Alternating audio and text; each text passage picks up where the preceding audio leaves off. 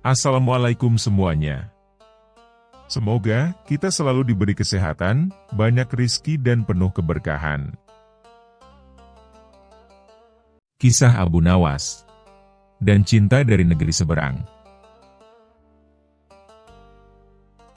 Pada suatu hari yang cerah di Baghdad, Abu Nawas sedang duduk di bawah pohon kurma di dekat pasar.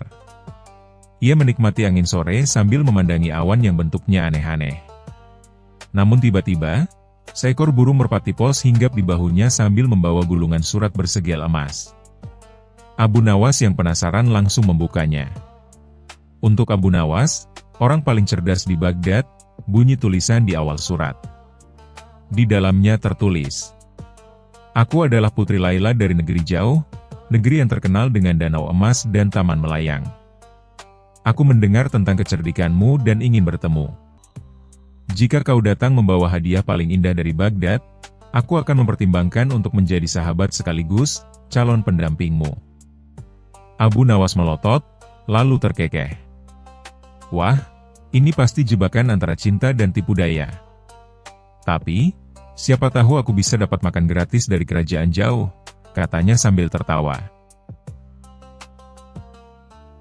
Keesokan harinya, Abu Nawas menyiapkan perjalanannya.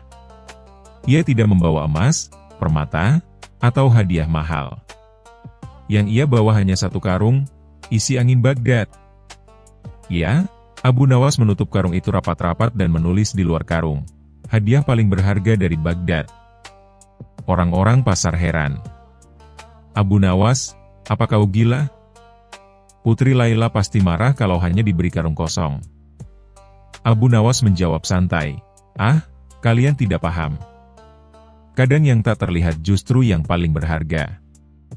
Setelah menempuh perjalanan berhari-hari melewati padang pasir, hutan kurma, dan jembatan rapuh di atas sungai, ia akhirnya tiba di negeri Laila. Negeri itu indah sekali, istana berkilau, taman penuh bunga langka, dan air mancur yang mengalirkan aroma mawar. Di istana, Putri Laila menyambutnya dengan anggun. Ia mengenakan jubah biru muda, dan senyumnya membuat banyak pangeran jatuh hati. Tapi Abu Nawas, dengan gayanya yang santai, justru membungkuk setengah malas. "Salam, Putri Laila. Hamba datang membawa hadiah paling berharga dari Baghdad." Sang putri menatap karung besar itu. "Ini?" tanyanya heran. "Apa isinya?" "Bukalah sendiri," jawab Abu Nawas dengan ekspresi misterius. Putri itu membuka karung, tapi hanya udara yang keluar. Ia terkejut.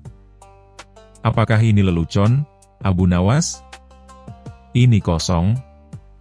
Abu Nawas tersenyum. "Tidak, Putri. Itu berisi udara Baghdad, udara tempat orang-orang berpikir, bercanda, dan hidup dengan bahagia. Sesuatu yang tak bisa dibeli dengan emas atau permata. Bukankah cinta pun seperti itu? Tak terlihat, tapi bisa dirasakan." Putri Laila terdiam. Seisi istana terpana mendengar kata-kata itu. Tapi sebelum suasana menjadi romantis, Raja, ayah sang putri, datang dan menatap Abu Nawas dengan tajam. Raja berkata, "Wahai orang cerdik dari Baghdad, jika kau ingin dekat dengan putriku, kau harus menjawab 3 pertanyaanku." Abu Nawas mengangguk dengan santai. "Silakan, tuanku. Tapi jangan yang terlalu sulit, hamba belum sarapan." Raja terbahak, lalu mulai bertanya. "Pertama, apa yang paling cepat di dunia ini? Kedua, apa yang paling kuat di dunia ini? Ketiga, dan apa yang paling mahal di dunia ini?" Abu Nawas mengusap dagunya seolah berpikir dalam-dalam, lalu menjawab. "Pertama, yang paling cepat adalah pikiran, karena ia bisa pergi kemana saja tanpa kaki. Kedua, yang paling kuat adalah cinta, karena bisa membuat raja tunduk dan rakyat tersenyum. Dan yang ketiga, yang paling mahal adalah kejujuran, karena sedikit orang yang mampu membelinya dengan hati." Raja terpana mendengar jawaban Abu Nawas. Putri Laila pun bertepuk tangan, matanya berbinar-binar. Namun sebelum semua mengira cerita ini akan berakhir romantis, Abu Nawas menambahkan, "Tapi yang paling lapar adalah hamba. Jadi, kalau boleh, sebelum cinta dan filsafat makin rumit, hamba ingin makan dulu." Semua orang di istana meledak tertawa. Bahkan sang raja ikut tergelak hingga jenggotnya bergoyang. Setelah beberapa hari di istana, Putri Laila ingin memberikan kalung emas kepada Abu Nawas sebagai tanda terima kasih. Tapi Abu Nawas menolak dengan halus. "Putri, hamba datang bukan untuk harta atau cinta. Hamba datang untuk membuktikan bahwa kebijaksanaan lebih berharga dari permata. Lagi pula, kalau hamba pulang bawa kalung emas, orang Baghdad pasti berpikir hamba kawin dengan peri." Ia pamit pulang sambil membawa satu hadiah dari sang putri, sebuah surat berisi ucapan terima kasih dan gambar bunga melati. Saat tiba di Baghdad, ia membuka karung anginnya lagi dan berkata, "Wah, udara Baghdad tetap yang paling wangi, dan paling bikin lapar." Pesan moral. Kadang hal yang paling berharga bukan yang bisa dilihat atau disentuh, melainkan yang bisa dirasakan, seperti kejujuran, kebijaksanaan, dan ketulusan. Cinta yang sejati tidak diukur dari hadiah, tapi dari niat yang tulus dan hati yang ringan, meski sedikit konyol seperti Abu Nawas. Kisah selanjutnya. Kisah Abu Nawas dan pedang kebijaksanaan. Di suatu pagi yang cerah di kota Baghdad, suasana pasar tampak ramai dan riuh seperti biasa. Pedagang kain, buah, rempah, hingga perhiasan semuanya berteriak menawarkan dagangannya. Di antara hiruk-pikuk itu, seorang pria dengan sorban putih dan janggut hitam sedang berjalan santai sambil bersiul pelan. Siapa lagi kalau bukan Abu Nawas, si cerdik yang terkenal dengan akalnya yang tak terkalahkan. Hari itu, ia tidak sedang mencari masalah. Ia hanya ingin menikmati sarapan roti madu di warung langganannya. Namun seperti biasa, nasib selalu punya cara unik untuk menjerumuskannya ke dalam kekacauan lucu yang tak pernah ia rencanakan. Kabar heboh beredar di seluruh kota. Raja Harun al-Rashid baru saja menerima hadiah luar biasa dari negeri jauh, sebuah pedang ajaib yang konon mampu menebas besi sekeras apapun hanya dengan satu ayunan. Raja begitu bangga. Ia mengumumkan bahwa pedang itu akan dipamerkan di halaman istana, dan semua orang boleh melihat kehebatannya. "Lihatlah, rakyatku," seru sang raja dengan dada membusung. "Inilah pedang terkuat di dunia. Siapapun yang menantang pedang ini, akan kalah." Semua rakyat bersorak kagum. Para prajurit pun tak sabar ingin mencoba. Namun saat sang raja menyuruh prajurit terbaiknya untuk menebas sebongkah besi di hadapan umum, pedang itu malah memantul. Trak! Suara keras menggema. Pedang itu sama sekali tidak melukai besinya. Bahkan, gagangnya hampir terlepas dari genggaman prajurit. Seluruh halaman istana mendadak hening. Lalu perlahan, tawa kecil terdengar di antara kerumunan. "Hahaha, itu pedang ajaib atau sendok besar, wahai raja," bisik seorang warga. Wajah raja memerah seperti udang rebus. Ia murka. "Siapa yang berani mempermainkan Raja Baghdad?" teriaknya. "Pasti ada yang menyihir pedang ini. Cari dan bawa ke hadapanku orang yang bisa menjelaskan kenapa pedang ini tak bisa digunakan." Dan seperti biasa, satu nama pun muncul dari bibir para penasihat. "Yang mulia, hanya satu orang yang bisa memecahkan misteri ini, Abu Nawas." Abu Nawas yang sedang santai menikmati rotinya di warung tiba-tiba didatangi dua prajurit istana. "Abu Nawas," seru mereka. "Raja memanggilmu segera." Abu Nawas menatap roti setengah makannya dengan wajah muram. "Ah, belum juga gigitan ketiga, sudah dipanggil lagi. Mungkin ini pertanda aku lebih lezat dari sarapan." Ia pun berangkat ke istana. Setibanya di hadapan raja, Abu Nawas menunduk hormat. "Hamba datang sesuai perintah, Yang Mulia." "Ada apakah?" Gerangan wajah Paduka tampak seperti singa yang kehabisan mangsa. Raja mendengus kesal. "Diam kau, Abu Nawas. Lihat pedang ini, katanya sambil menunjuk pedang yang bersarung indah di atas meja emas. Pedang ajaib katanya, tapi nyatanya tak bisa menebas apapun. Aku dipermalukan di depan rakyatku. Abu Nawas mengelilingi pedang itu sambil mengelus janggutnya. Ia menatapnya dari berbagai sudut, bahkan sempat mencium gagangnya. Sangat indah. Tapi memang benar, ini bukan pedang sembarangan. Raja mencondongkan tubuh. Kau tahu rahasianya? Abu Nawas mengangguk pelan. Tentu saja. Tapi hamba perlu waktu 1 malam untuk membuktikan teori hamba. Izinkan hamba membawa pedang ini pulang. Raja mengernyit curiga. Kau tidak akan mencurinya, kan? Wahai Raja, jawab Abu Nawas dengan nada serius, jika aku ingin mencuri, aku akan mencuri hati orang-orang, bukan besi yang tak bisa menebas. Para pengawal menahan tawa. Raja hanya menghela napas panjang. Baiklah, tapi awas kalau kau mempermainkanku, Abu Nawas. Malam itu, di rumah sederhananya, Abu Nawas menaruh pedang ajaib itu di atas meja kayu. Ia menatapnya lama, lalu berbicara seolah-olah pedang itu makhluk hidup. Hai pedang ajaib, katanya kau tak terkalahkan. Tapi kenapa kau tak bisa menebas apapun? Apakah kau hanya ajaib saat dijual?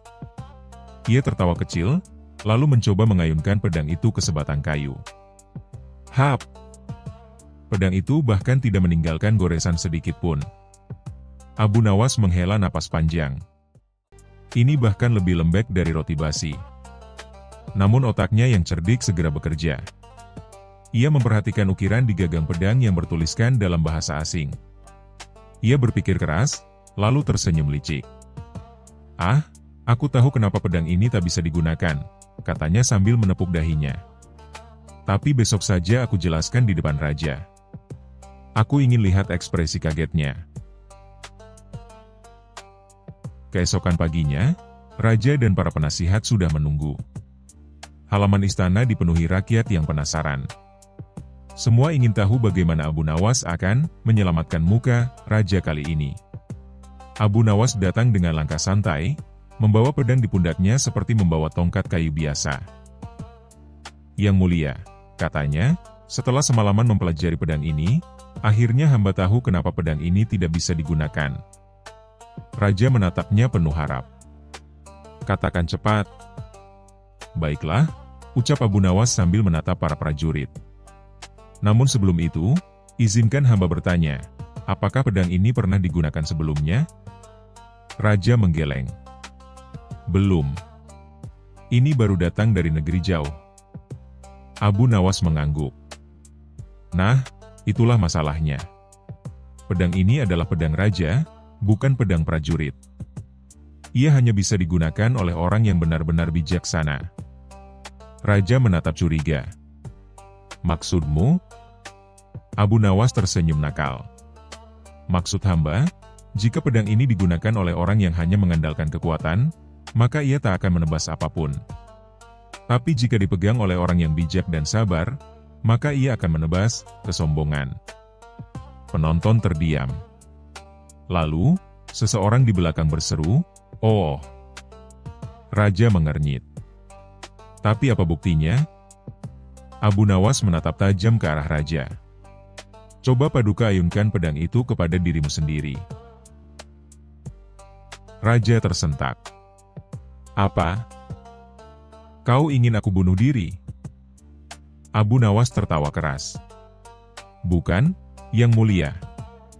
Hamba hanya ingin Paduka menyadari bahwa pedang ini tidak digunakan untuk melukai, melainkan untuk mengingatkan bahwa kekuatan tanpa kebijaksanaan adalah seperti pedang tumpul, berkilau tapi tak berguna. Kerumunan rakyat langsung tertawa dan bertepuk tangan. Raja sempat terdiam beberapa detik, lalu akhirnya ikut tertawa kecil meski wajahnya merah menahan malu. Hahaha. Abu Nawas, kau benar-benar pandai bermain kata. Baiklah, mulai sekarang pedang ini akan kusimpan sebagai hiasan istana, simbol kebijaksanaan, bukan kekuatan. Abu Nawas menunduk hormat. Keputusan yang bijak, Yang Mulia. Karena kalau tidak, Mungkin pedang ini malah digunakan istri Paduka untuk memotong sayur. Semua orang tertawa terbahak-bahak. Raja pun akhirnya tidak bisa menahan diri dan tertawa paling keras di antara semuanya. Setelah upacara selesai, Abu Nawas berjalan keluar istana sambil membawa sekantong emas sebagai hadiah. Ia berkata pada dirinya sendiri, ternyata benar, pedang itu ajaib, karena bisa menebas kebodohan tanpa harus diayunkan. Dan malam itu, sambil menghitung koin emas di meja, ia tersenyum puas. Semoga besok yang dipanggil bukan aku lagi.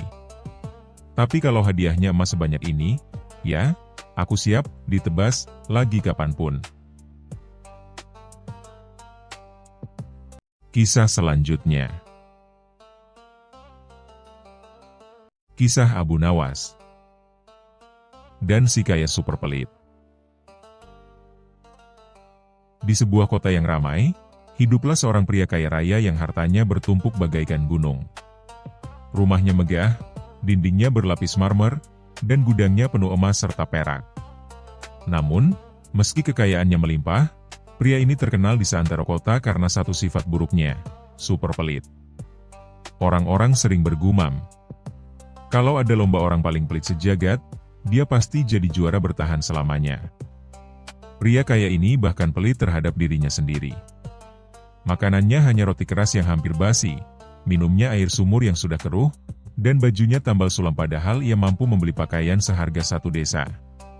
Saking pelitnya, pintu rumahnya jarang dibuka, bahkan untuk dirinya sendiri. Namun, semua orang tahu bahwa pria kaya pelit itu menyimpan sesuatu yang sangat berharga di balik tembok rumahnya. Ia selalu takut orang datang meminta bantuan, sehingga setiap kali ada tamu, ia pura-pura batuk, pura-pura sakit, atau pura-pura tidak ada di rumah. Sampailah kabar sifat pelitnya itu ke telinga Abu Nawas. Suatu sore, Abu Nawas yang terkenal cerdik sedang duduk santai di kedai teh. Ia mendengar orang-orang mengeluh. Si kaya itu benar-benar menyebalkan.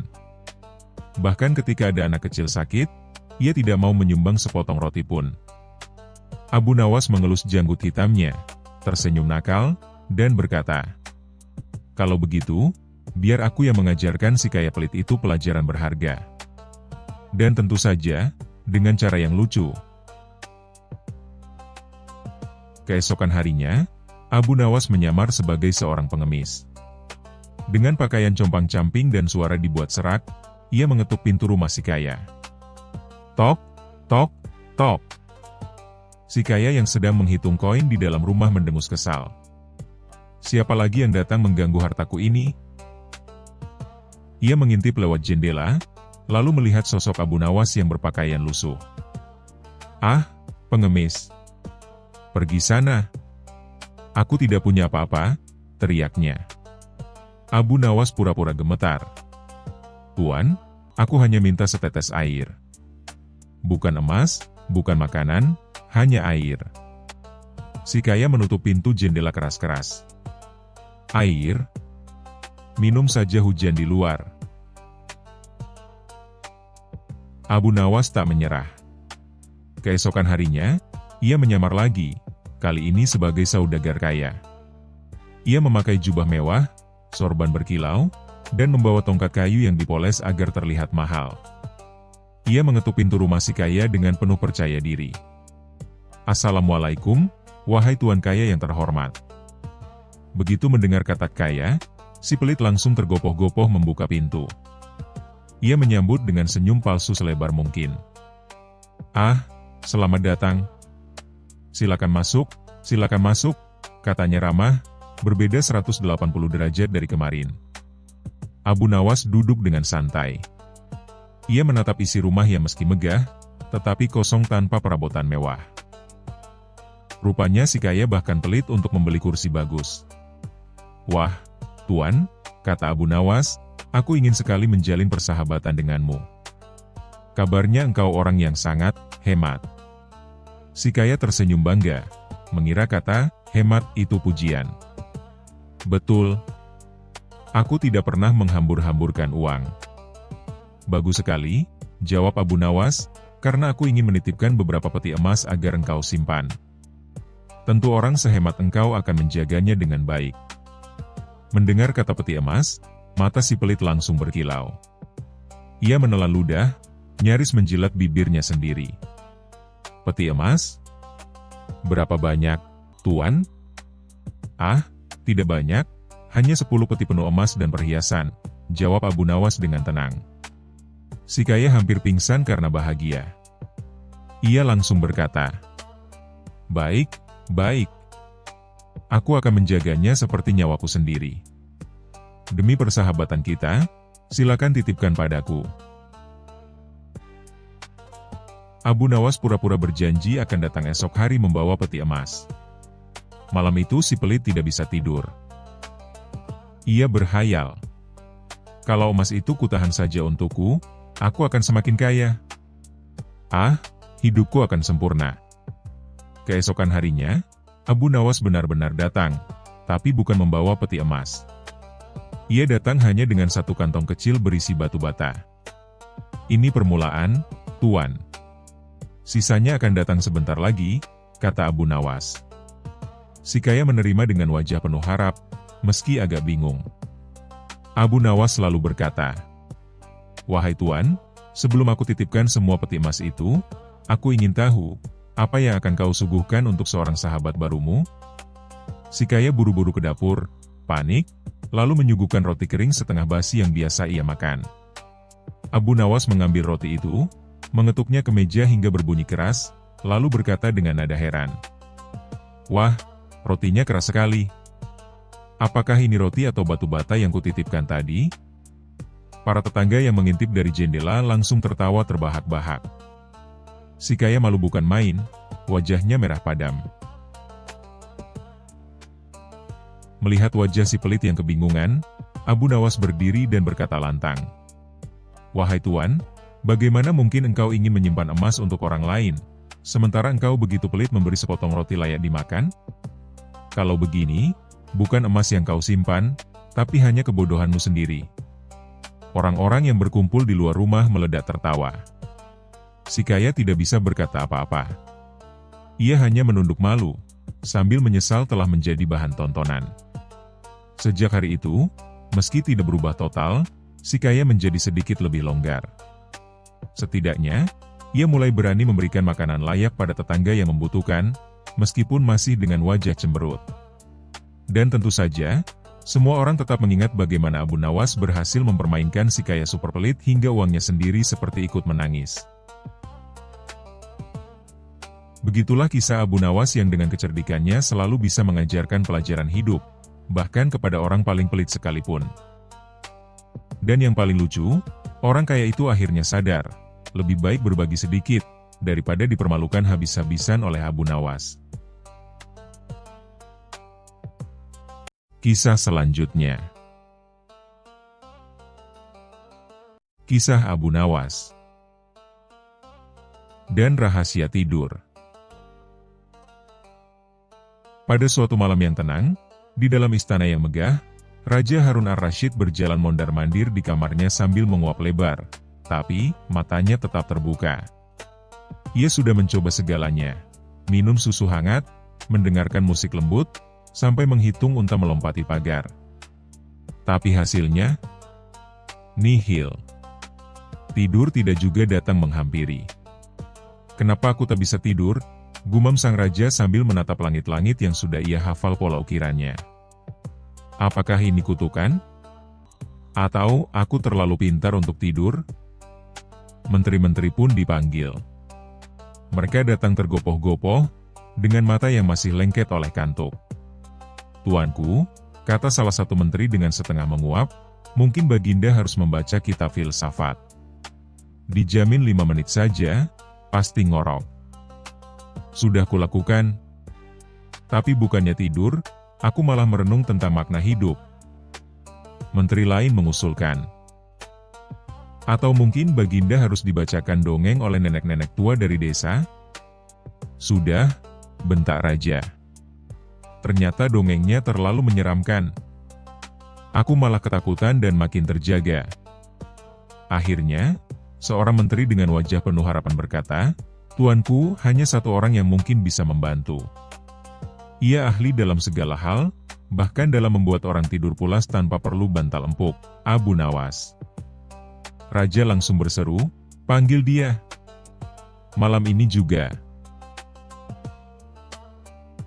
Abu Nawas tiba di istana dengan wajah santai dan sorban sedikit miring, seolah ia baru saja bangun dari tidur siangnya yang nikmat.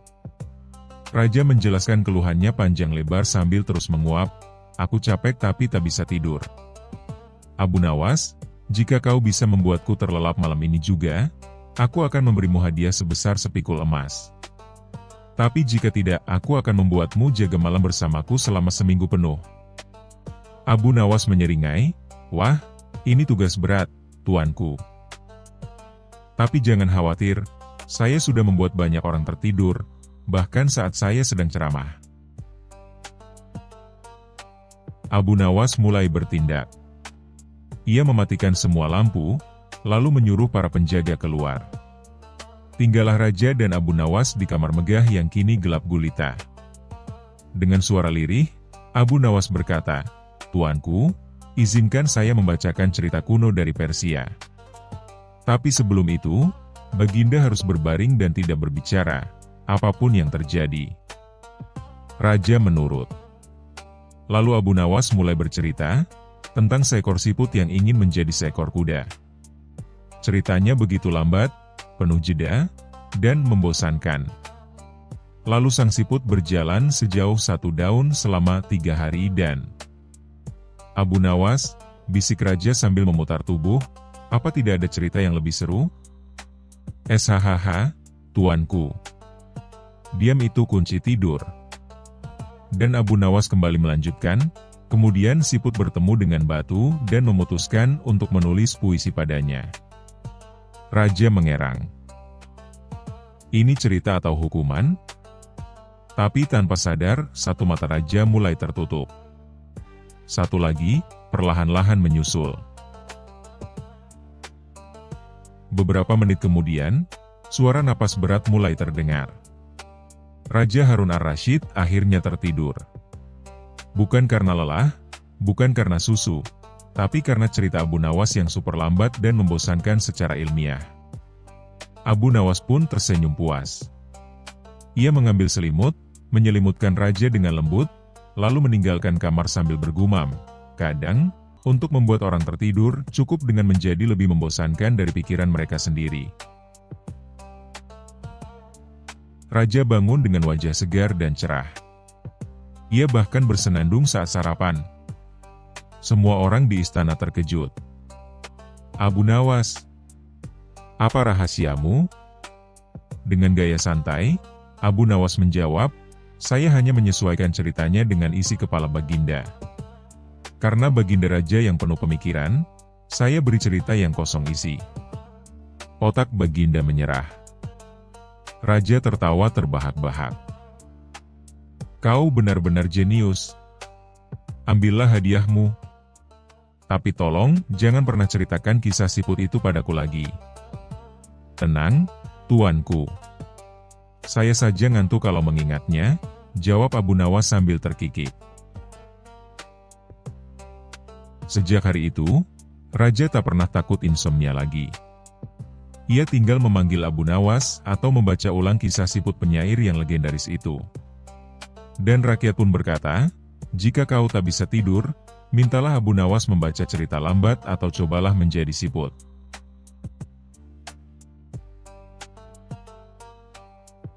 Kisah selanjutnya. Kisah Abu Nawas dan kursi kejujuran. Pada suatu pagi yang cerah di Baghdad, suasana istana mendadak gempar. Para pelayan berlarian ke sana kemari, sementara para pengawal tanpa gelisah menjaga sebuah kursi tua di tengah aula. Tapi bukan kursi biasa, kursi ini bisa bicara. Dan yang lebih mengejutkan lagi, kursi ini cerewetnya melebihi menteri kerajaan. "Aduh, siapa yang duduk di atas perutku barusan? Beratnya kayak unta kenyang kurma," kata kursi dengan suara cempreng dan sedikit marah.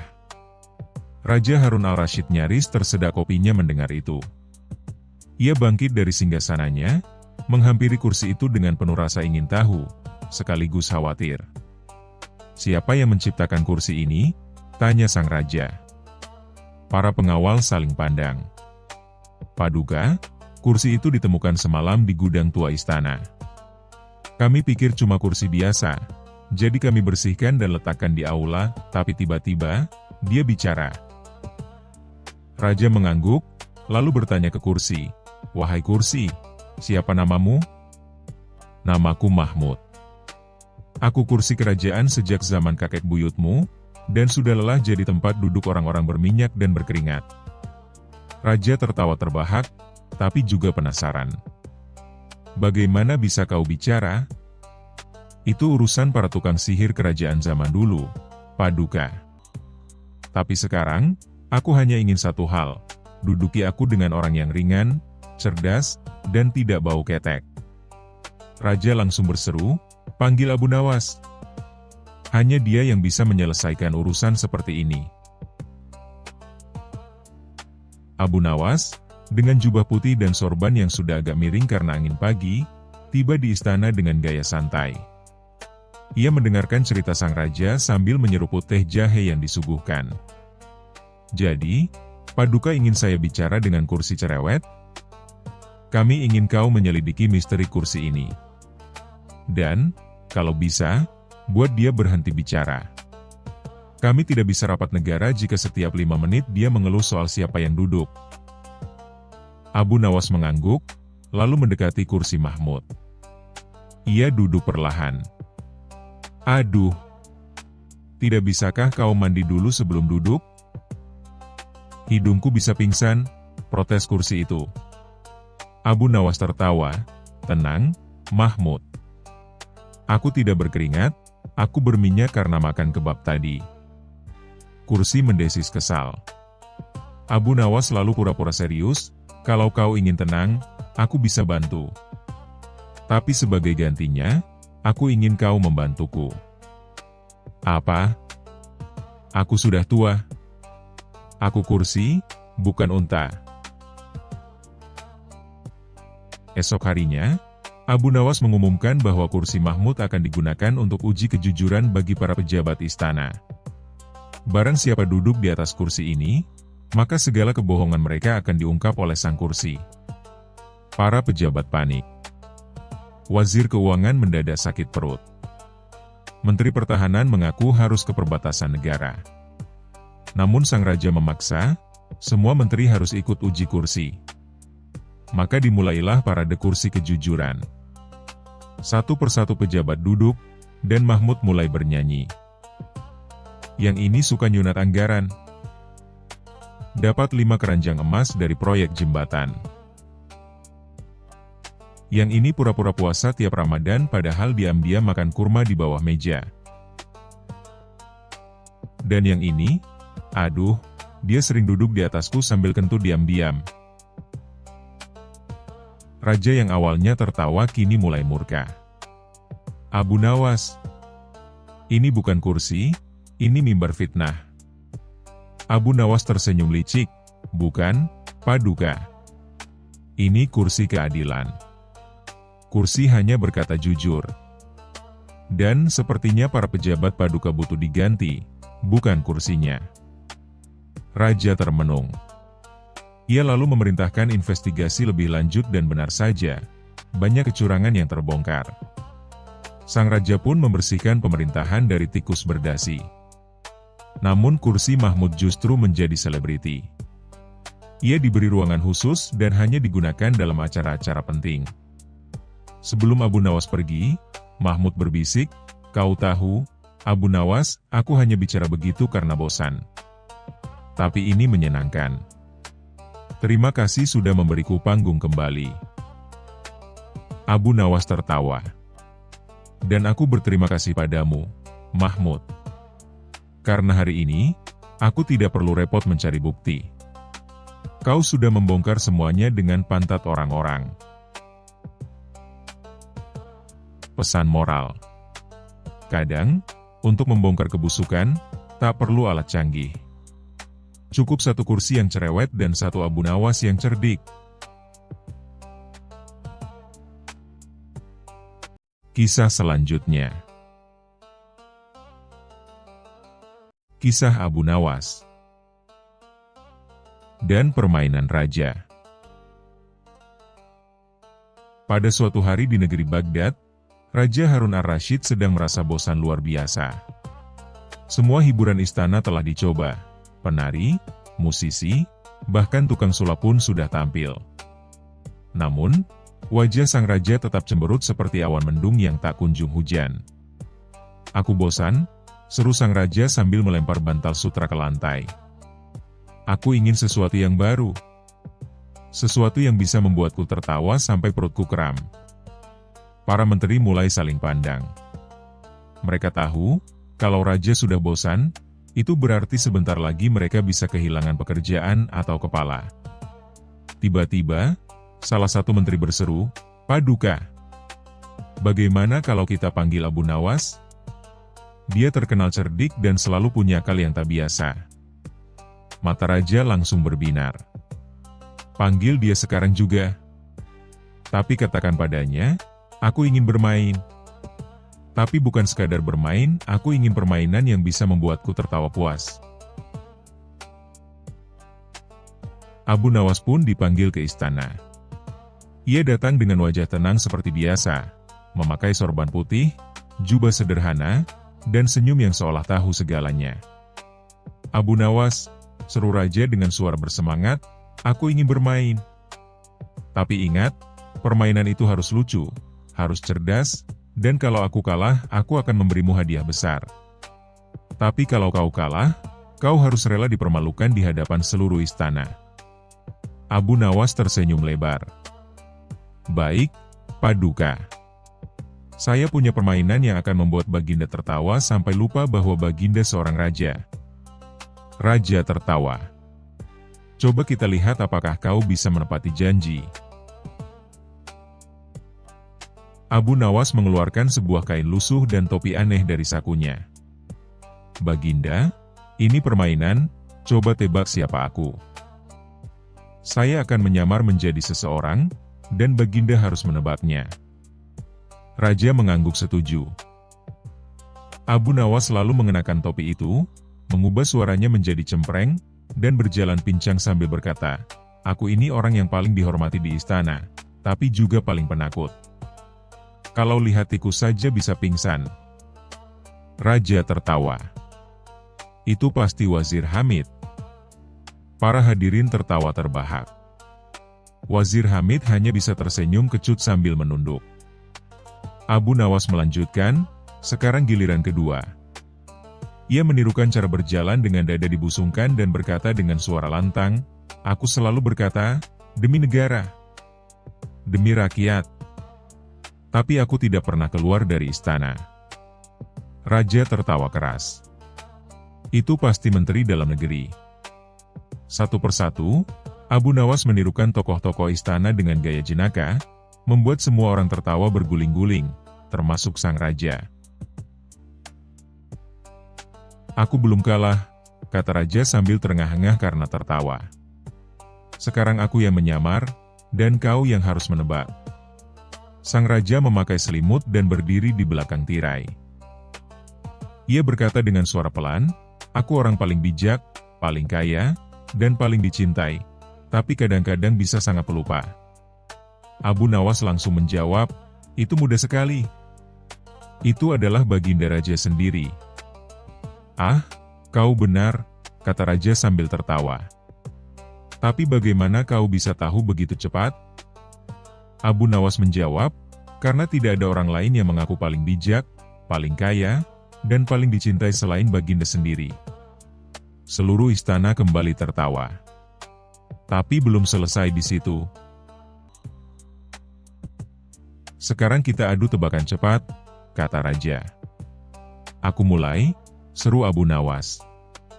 "Apa yang selalu naik tapi tak pernah turun?" Raja berpikir keras. "Usia?" "Benar." Raja tersenyum. "Sekarang giliranku. Apa yang kalau dimakan satu, cukup untuk dua? Tapi kalau dimakan dua, tidak cukup untuk satu?" Abu Nawas berpikir, "Wah, ini pertanyaan sulit." Setelah beberapa saat, ia menjawab, "Itu pasti sandal." Raja terkejut. "Hah?" Abu Nawas menjelaskan, "Coba pikirkan. Satu orang pakai satu pasang sandal, cukup. Tapi kalau dua orang rebutan satu pasang sandal, ya pasti tidak cukup." Raja langsung terbahak sampai air mata keluar. Hari itu, tawa tak henti terdengar di seluruh istana. Para menteri yang biasanya kaku pun ikut terpingkal-pingkal. Raja menepuk bahu Abu Nawas. "Engkau benar-benar penghibur sejati. Aku kalah, dan sesuai janjiku, aku akan memberimu hadiah." Abu Nawas tersenyum dan berkata, "Saya tidak minta emas, tidak minta perak, Baginda. Cukup beri saya izin untuk tidak ikut rapat kerajaan selama seminggu. Saya takut tertular kebosanan Baginda." Raja pun tertawa lebih keras. "Permintaanmu sungguh luar biasa, lucu tapi masuk akal." Sejak saat itu, Raja Harun ar-Rasyid punya cara baru untuk mengusir bosan. Cukup panggil Abu Nawas, dan istana akan penuh tawa. Dan para menteri, mereka diam-diam lega, karena selama Abu Nawas ada, kepala mereka tetap aman.